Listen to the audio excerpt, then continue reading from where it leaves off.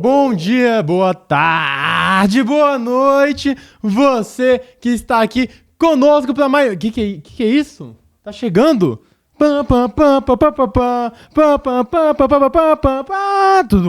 O novo quadro do futebol, que não tem exatamente um nome, não está batizado ainda. Vamos começar a trazer para vocês o que consiste esse novo quadro, essa nova etapa. Meu nome é Gabriel Franco e aqui apresentando para vocês notícias do mundo da bola dessa semana de futebol. Já falamos sobre o Campeonato Brasileiro, já falamos sobre convocação, tá tudo aí, pode acompanhar a gente, aproveita, já compartilha, já dá o like. E agora a gente vai falar de notícias que entraram aqui no mundo da bola, começando por uma notícia internacional, notícia das Europa, notícia lá da Inglaterra, foco no Manchester United. Que fase vive o Manchester United, não é já de agora, desde a saída de Ferguson, agora é a saída do jovem Kobbie Mainoo. Você conhece o jovem Kobbie Mainoo? Kobbie Mainoo, ele é um jogador meio campista, um jogador mais como segundo volante, ele faz aquele tradicional box-to-box, que é jogar nas duas áreas, voltar para marcar, contribuir no ataque. Um jogador muito bom, muito promissor, dos meus campistas mais promissores da Inglaterra, participou dessa Eurocopa, jogou inclusive a final como titular. E eu não sei se vocês vão lembrar, mas ele teve um dos seus primeiros jogos com a camisa da Inglaterra, exatamente naquele amistoso entre Inglaterra e Brasil, aquele lá da primeira convocação de Dorival Júnior. Faz um tempo, mas enfim, é dessa peça que nós estamos falando. Ele, jogador do Manchester United, já tem gente de olho, notícia aqui, inclusive da Sky Sports, que o GE já botou também no seu próprio site. Real Madrid de olho, times da Premier League de olho. Qual que é a situação desse jovem? Primeiro ponto é, vejam o Kobbie Mainoo, ele é realmente muito bom, muito promissor, das coisas boas que saíram desse Manchester United. O problema é que agora com o Ruben Amorim no comando, já está no comando desde a temporada passada, mas a última temporada o jogador inglês estava machucado, perdeu grande parte dela, e nessa temporada a sua posição está sendo ocupada nada menos, nada mais que pelo Bruno Fernandes, o grande craque desse time, o jogador que mais deu certo no recente Manchester United dos últimos anos. E porque o Bruno Fernandes, o Ruben Amorim, joga no esquema com 3 zagueiros, 2 alas, 2 meio-campistas, volantes ali, 2 volantes, 1 centroavante e 2 meias jogando por trás desse centroavante. No Manchester United hoje, como que joga? Desses 2 volantes, um é o Casemiro, o outro é o Bruno Fernandes, sendo esse segundo homem de meio campo, ele que joga a maior parte da sua carreira como camisa 10, foi recuado para ser dupla do Casemiro, roubando o espaço exatamente no Kobbie Mainoo. Mas na frente o time, pelo menos nesse começo de Premier League, tá jogando com, no ataque, vai ser o Chesco, atacante aí também comprado nessa temporada lá do Red Bull Leipzig, e os outros 2 jogadores que jogam atrás dele, que roubaram a posição do Bruno Fernandes, é exatamente o Matheus Cunha, brasileiro, inclusive convocado, e Mbeumo, outro jogador aí comprado por 80 milhões de euros. Enfim, fato é que pelo Bruno Fernandes ter ido descer nas casas e ter ficado do lado do Casemiro fazendo a dupla de volância com ele, o Kobbie Mainoo perde espaço. Então olho nesse jovem, olho nele, que Real Madrid já se interessa e já sabe, né? Se o Real Madrid quiser pôr a mão, não tem jeito, vai levar ele, vai dar tudo certo aí na carreira dele. Será? Não sei. Mas eu queria que ele ficasse no United, porque ele tem a cara do time de Manchester. Casemiro aí, o Ancelotti gosta do Casemiro, hein? Gosta do Casemiro e não é à toa, é um dos melhores volantes da geração, marcou época no trio de meio campo, junto com o Toni Kroos, junto com o Modric, e está convocado para a seleção brasileira. E a gente tem que ver os próximos passos, mas para mim, ele tem que estar, ele é o melhor que nós temos, não tem jeito, é muita bola. E agora, voltando pro nosso Brasil, a gente vai entrar no fato, porque não tem como não falar disso, o Flamengo está em alta, o Flamengo entrando nesse segundo turno com uma cachapante vitória de 8-0, e aqui matéria vitória da ESPN. Cima do Vitória. Em cima do Vitória, pra você ver as ironias da vida, né? Matéria aqui do ESPN, porque o time do Filipe Luís tem 46 pontos em 20 partidas nesse Campeonato Brasileiro, com 76% de aproveitamento. E aí é bom a gente rever quais foram as outras campanhas que superaram esse 76% de aproveitamento. Não foi o Flamengo de 19. A gente tem que lembrar que aquele Flamengo, na ocasião, começa com o Abel Braga, não começa Começa com um Abelão cheio de paixão, isso mesmo, você se lembra bem. Ele não começa avassalador, começa na calma e depois, só com a demissão do técnico, e quando assume o Jorge Jesus, que esse time vai ganhando casca. Então vamos aqui já conferir os times que tiveram o melhor aproveitamento na história dos pontos corridos no primeiro turno, nas primeiras 20 partidas. O recorde...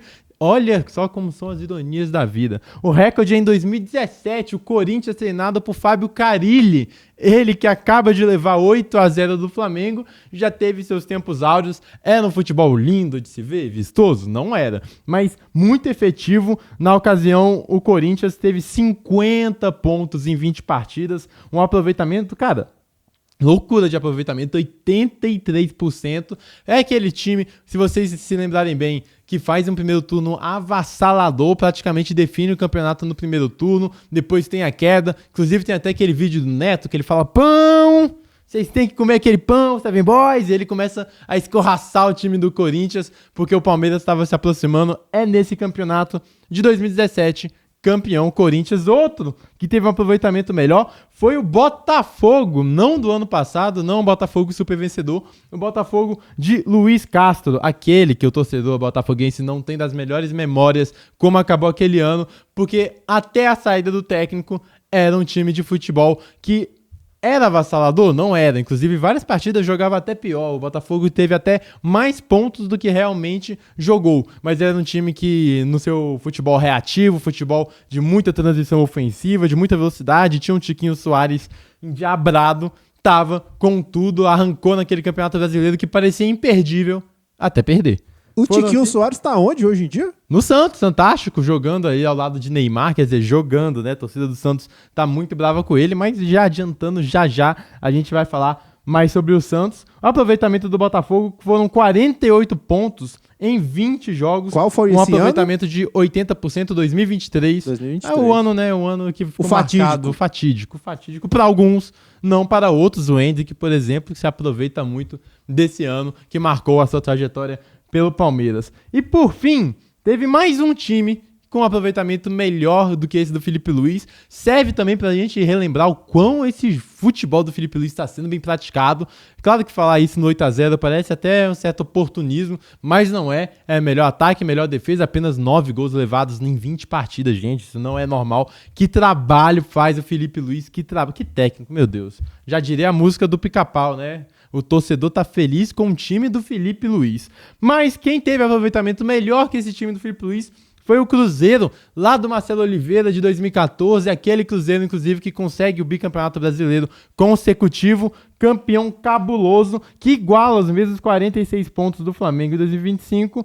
Com um aproveitamento... A gente pode dizer que é um aproveitamento igual, é porque teve as questões de jogo atrasado que nesse campeonato tem, mas com aproveitamento igual. Ou seja, de todos esses 4 times que a gente falou, o único que não foi campeão, no final das contas, foi o Botafogo. Isso quer dizer algo? Isso te assusta? Isso te dá otimismo, torcedor rubro-negro? Enfim, mas é essa a notícia trazendo um escopo das últimas campanhas tão boas quanto a do Felipe Luiz nesse primeiro turno do Campeonato Brasileiro. E agora, já vamos botar a notícia? Já falou de Santos? Vamos falar de Vojvoda, apresentado finalmente, oficialmente com a camisa do Santos. Já falou que o Neymar não é problema, é solução, de acordo aqui com a matéria do GE do Santos. E ele já coloca a pressão para ele mesmo, fala que tem que ganhar no domingo. O Vojvoda, o que a gente pode esperar desse Vojvoda no Santos? É um Santos bastante conturbado, um Santos que depende do Neymar.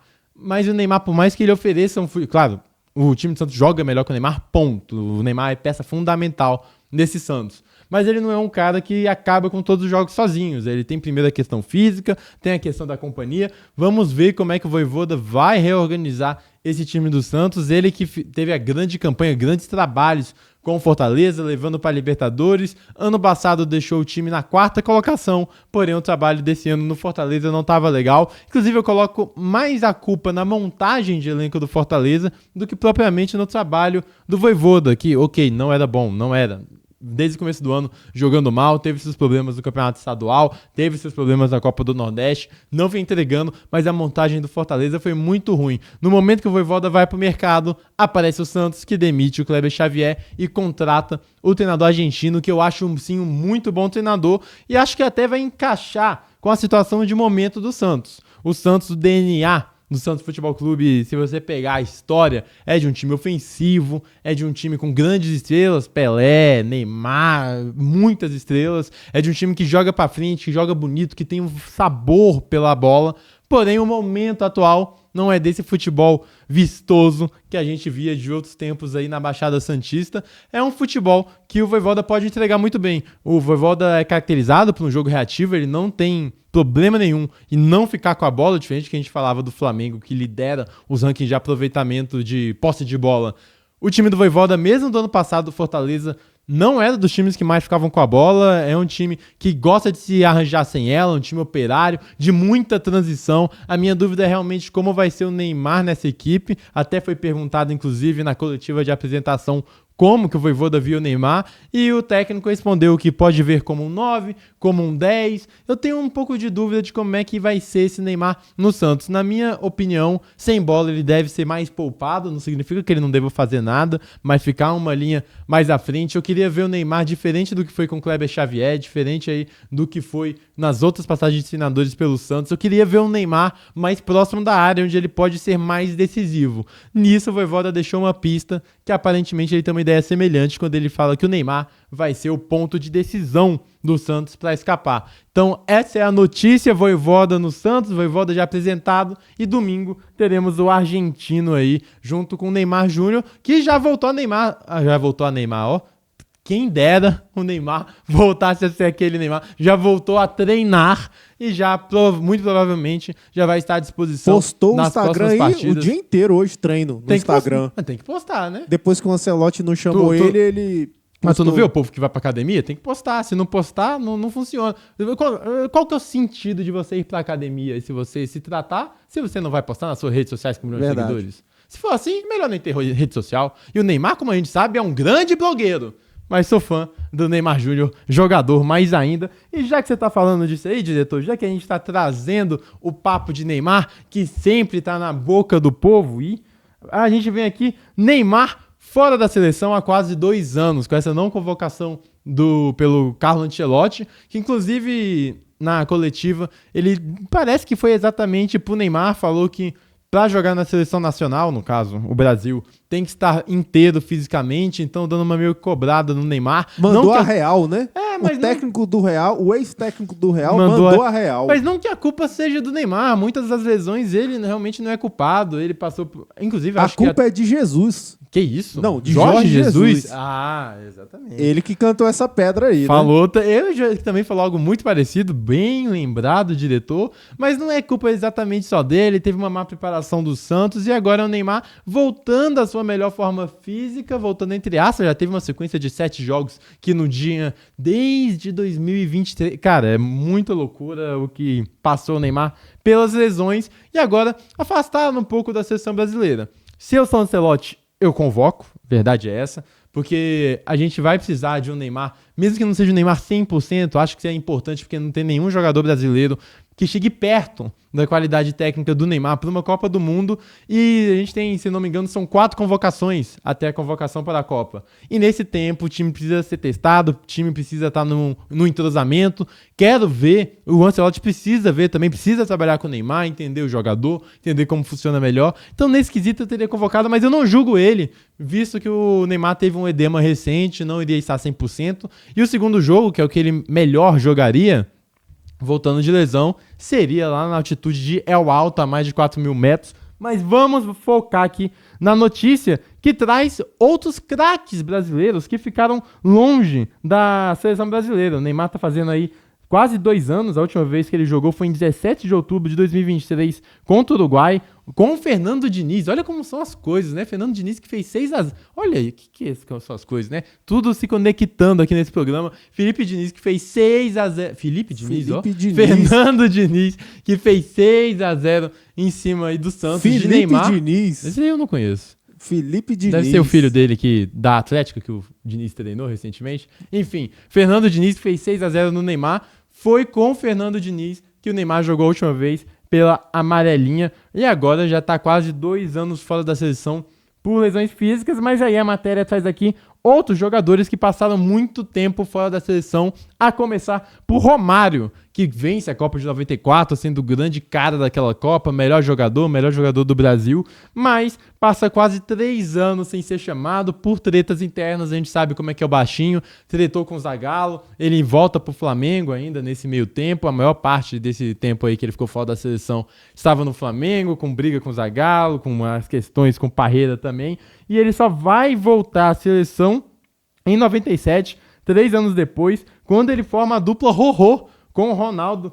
pela primeira vez contra a Polônia, sabe aonde? No Serra Dourada, aqui pertinho, aqui em Goiânia. E aí, o Romário, que não foi convocado também para a Copa de 98, tem até a questão de que talvez ele pudesse ajudar, principalmente com a lesão do Ronaldo, mas tem todas as questões de bastidores que eles não se davam bem com ali a parte de futebol, com o Zagallo, tinha muitas brigas internas ali, e também não vai para 2002. Mas ninguém lembra, porque em 2002 o Brasil acaba pentacampeão mundial com o Big Phil, com Felipão. Falando aqui de Romário, a gente pensa, por exemplo, ele, quando voltou à seleção 3 anos depois, chegou e jogou bem. Tanto é que não tem nenhuma derrota fazendo a dupla aí com o Romário. Muita gente deixou com o Ronaldo, muita gente deixou de torcer pro Brasil exatamente porque ele não foi convocado para fazer essa dupla. E outro, falando aqui, já que a gente já falou de Ronaldo, outro que ficou muito tempo fora, e aqui talvez, eu também tô sendo meio lúdico, no final das contas, eu sou um romântico do futebol.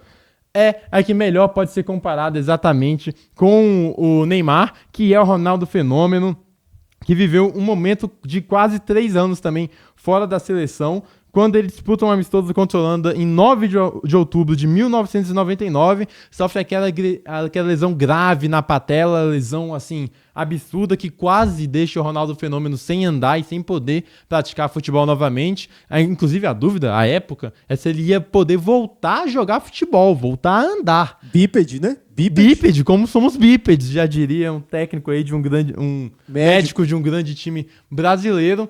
Ronaldo Fenômeno esse, que é convocado, inclusive, diretor, sabe, muita gente criticou a convocação do Ronaldo para a Copa de 2002, tá? Assim como estão fazendo com o Neymar Júnior, não querendo puxar nada, mas foi o que aconteceu. Em 2002, eu não preciso nem falar o que o Ronaldo Fenômeno fez naquela Copa, não foi eleito o melhor jogador. Mas também tinha o Rivaldo, né? É. Jogar com o Rivaldo era fácil. Mas tem aí o Paquetá, pô. Temos o Paquetá. O Paquetá aí. Enfim, é o que? Ele será uma boa aposta. Olha. Não, no sentido do jogo, do futebol. Lógico. Olha, mas é claro que a gente não tem uma seleção com 3 melhores do mundo, como tínhamos ali. Isso sem contar, não tô nem contando o Kaká, que na época era um garoto e ficou no banco. Enfim. A gente tem aí o Ronaldo Fenômeno, que volta para ser o melhor jogador da Copa. O prêmio foi para o Oliver Kahn, porque foi entregue antes da final, loucuras da dona FIFA. Mas é outro cara aí. Esse eu tô apostando nessa comparação. Jogador craque, que passa tempo fora da seleção por problemas físicos, volta para a Copa e destrói e levanta a taça. Podia, né, torcedor brasileiro? Podia. Outro que ficou muito tempo longe foi o Ronaldinho. Aí nem tanto por questões de grandes lesões, mas realmente o Ronaldinho, vamos falar a verdade, ele deu uma largada na carreira.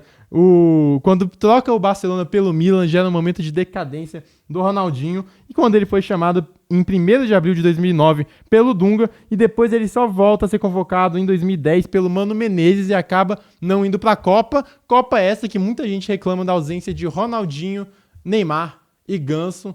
Eu nem acho absurdo a ausência dos 3 não, tá? Dos 3 eu até levaria o Neymar, pelo projeto de jogador que estava aparecendo. Levar o Ganso também não era nenhuma loucura, até um pouco mais maduro que o Neymar. Mas o Ronaldinho já estava naquele estágio, por mais que ele ainda fosse brilhar com o Galo, depende muito da querência de Ronaldinho Gaúcho, né? Em 2006, por exemplo, ele fez a pior Copa de um melhor do mundo na história das Copas. Foi uma vergonha a Copa dele. Vários momentos com a seleção brasileira apagado, inclusive. É porque o povo, diretor, depois que passa o tempo, a galera fica só com as memórias boas, né? Mas o povo esquece que o Ronaldinho era muito cobrado por não atuar no Brasil como atuava pelo Barcelona. Muito cobrado mesmo. Assim, e digo mais, tá? Pela seleção brasileira, vai falar, Ronaldinho ganhou a Copa? Ganhou a Copa, perfeito. Mas os números de Neymar são melhores que o Ronaldinho em qualquer instância. E o Neymar entregou em jogo mais do que o Ronaldinho pela seleção brasileira. Soltei essa polêmica aqui. E o último que a gente vai falar de um cara que passou muito tempo afastado até voltar à seleção é realmente o Kaká. Teve vários problemas físicos aí, realmente ele não largou a carreira, mas teve a questão das lesões, principalmente quando ele vai pro Real Madrid. Ele, depois da eliminação para a Holanda do Brasil na Copa do Mundo, em 2 de julho de 2010, inclusive, ele participa bem dessa Copa, por mais que ele estivesse sofrendo problemas físicos, não era um Kaká 100%, o Brasil é eliminado da Copa de 10, e ele volta a atuar de novo com o Mano Menezes, 2 anos depois, lá em 2012, até faz um gol num amistoso contra o Iraque, uma vitória por 6-0, mas volta a perder espaço com a volta do Filipão e já não era um Kaká em alto nível, sofrendo muito com lesões, acaba também não sendo convocado para 2014. Então eu pego todos esses paralelos para a gente deixar aqui a reflexão. Será que o Neymar vai seguir o caminho de um Ronaldo Fenômeno, que teve questões físicas, sempre foi bem pela seleção, teve questões físicas que atrapalharam a carreira e depois volta para ser o cara de uma Copa do Mundo? Será que vai ser a do Romário, que começa a tretar internamente, por isso fica fora? Isso eu acredito que não, principalmente porque o Ancelotti é um grande técnico e com vários bons relacionamentos, e o Neymar nunca foi de um cara de se estressar tanto com seus técnicos. Será que é um Ronaldinho Gaúcho que larga a carreira? Também acho que não. O problema já diria, né, o povo, seu problema é outro. O problema do Neymar é realmente físico, é algo quase crônico que está tentando ser resolvido. Talvez a gente possa até comparar ou com o Ronaldo Fenômeno ou com o Kaká, mas vamos ver o que vai acontecer com o Neymar Júnior. Eu aposto, eu sou romântico da bola, gente. Tô apostando aí no Neymar. Talvez não 100%, mas 75%, não dá pra estar? Ele merece. Ele merece. Então, essa é a notícia aqui, matéria da ESPN. E aí, lembrando que o Ancelotti não convoca o Neymar exatamente por essa questão física. Vamos avaliar os próximos passos, vamos avaliar o menino adulto Ney também no Campeonato Brasileiro, porque se tiver bem fisicamente, tem que jogar. É isso, são as notícias do mundo da bola. Fala qual você gostou mais, alguma notícia te impactou, alguma deveria aparecer aqui, comente, dá sua sugestão e sugira também um nome do quadro, qualquer um, a gente está aberto aqui, a gente é criativo, mas com todo mundo fazendo aquele brainstorm legal, a gente consegue seguir nossos caminhos. É isso, abraço, notícias aqui do futebol, notícias do mundo do futebol e da bola. Até, valeu, tchau. Neymar, tá treinando. Treinando e tá postando. Inclusive, eu dou like nos stories de treino pra engajar, né? Eu também.